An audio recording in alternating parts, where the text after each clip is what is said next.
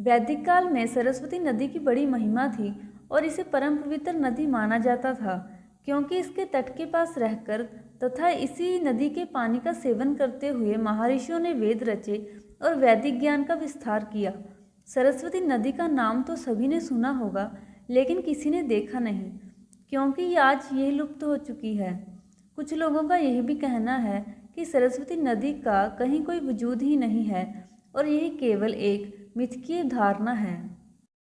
आखिर क्या है इस रहस्यमयी नदी की सच्चाई? क्या कहीं पर ये आज भी मौजूद है?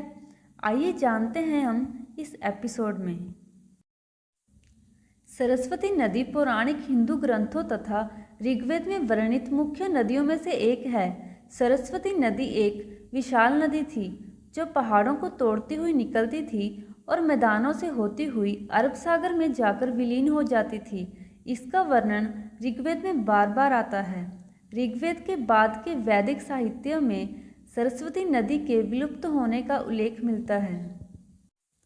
वैज्ञानिकों और भूगर्भीय खोजों से पता चलता है कि किसी समय इस क्षेत्र में भीषण भूकंप आए, जिसके कारण जमीन के नीचे से पहाड़ ऊपर उठ गए, जिससे सरस्वती नदी का जल पीछे की ओर चला गया और इसका जल दृशद्वती नदी, जो सरस्वती नदी की सहायक नदी थी, में मिल गया, जो उत्तर और पूर्व की ओर बहने लगी।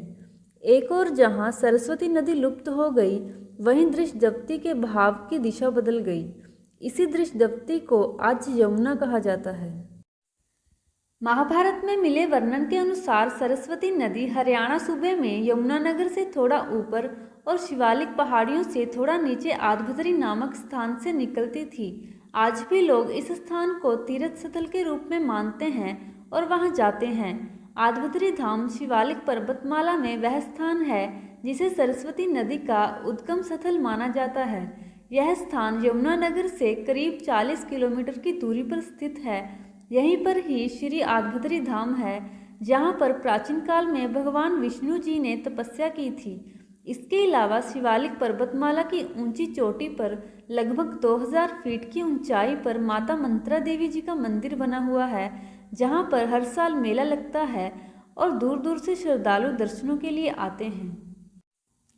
भारतीय अंतरिक्ष एजेंसी इसरो द्वारा किए गए शोध से पता चलता है कि आज भी यह नदी हरियाणा, पंजाब और राजस्थान से होती हुई भूमिगत रूप में प्रवहमान है। आज के विषय में बस इतना ही। आगे किसी नए विषय के साथ आपसे फिर मुलाकात होगी। हमारा ये वीडियो आपको कैसा लगा कमेंट बॉक्स में जाकर ज़रूर बताएं। अगर ये वीडियो आपको अच्छा लगे तो इसे लाइक और शेयर करना ना भूलें। हमारे आने वाले नए वीडियोस देखने के लिए हमारा चैनल सब्सक्राइब ज़रूर करें। अब इजाज़त दीजिए। ईश्वर आप सब पे कृपा बनाए रखें।